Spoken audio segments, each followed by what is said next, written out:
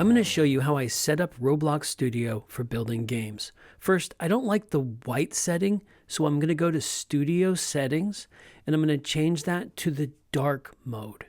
You can do that by scrolling down to Theme and switching it to dark. Next, I need to reveal the top menu, which is often hidden, so I'll click this drop down. Then I'll go to the View menu, and I'll find two things, the Explorer and the Properties. The Explorer should show up on the right side. If it isn't, go ahead and drag the top of the Explorer and move it into the position you want. For my tutorials, I like it on the right side.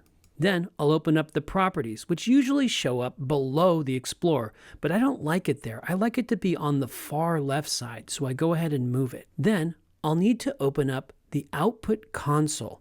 This one's a little bit tricky. It's also in the View menu, and you'll see a whole bunch of little buttons on the left side. It's kind of the one second from the left, and you'll see it open up in the bottom. And here's the final setup, so you can make your Roblox Studio look like mine. Now that you're set up, I'll see you in the next lesson. I hope this video helped you. If it did, please subscribe. I'm on a mission to make the easiest Roblox Studio tutorials. I hope to see you in the next video.